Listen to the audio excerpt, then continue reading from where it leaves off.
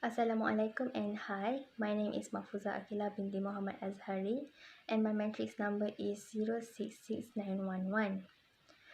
I was born in Kedah but grew up in Johor, and previously I was a graduate student of Sijil Tinggi Agama Malaysia (STAM), and my aspiration in studying law is to gain more knowledge and experience about the law in Malaysia, which will be useful for my life and people around me, and I could also find the passion I belong to, which is right now I think my passion is in the law field.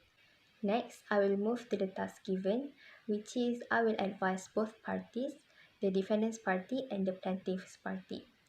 So firstly, I will advise Andika Bernardi, which is the defendant's party. The issue is to determine whether the revocation of the offer was valid or not. Law, according to Section 43B of Contracts Act 1950, the communication of revocation of an offer will be assumed to be complete when the party know about the revocation made by the other party.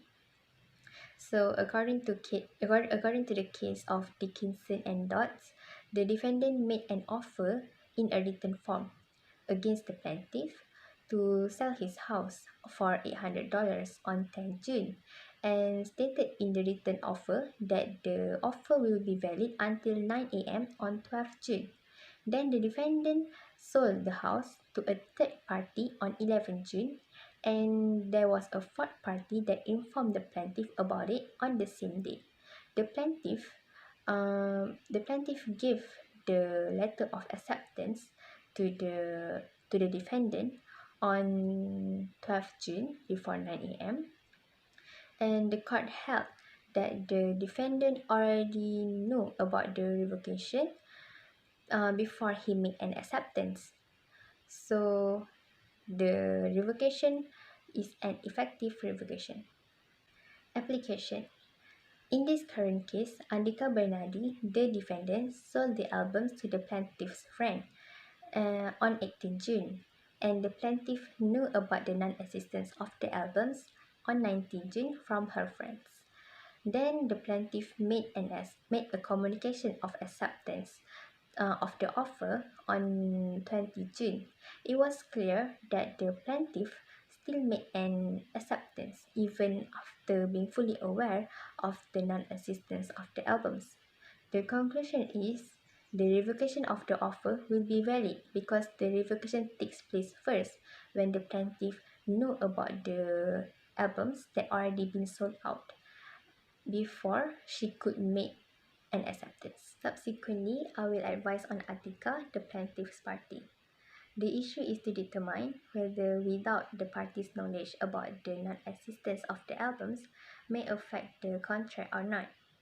The law applied is, according to the case of Hanhorn and Fraser, the plaintiff offered the defendant to buy the defendant's house for $600, but the defendant made a counteroffer by put $750 for the price of the house. In the time of the consideration made by the plaintiff, there was a third party that was interested to buy the defendant's house, and the defendant sold the house to the third party. The defendant sent a revocation by post, but the plaintiff already sent his acceptance first before the revocation came to his knowledge. The court held that the offer was valid and the order for specific performance on the defendant's part. Application. In this current case, Andika Bernardi, the defendant, offered to sell 3 albums collection of Lee Min Ho to Atika, the plaintiff, on 18 June, and the offer will be valid until 20 June.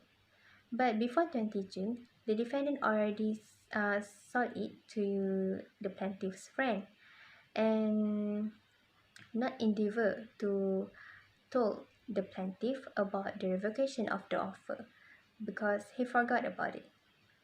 The conclusion is the revocation of the offer should take place first before the acceptance, and the communication of the revocation on the part of the defendant ought to be complete properly.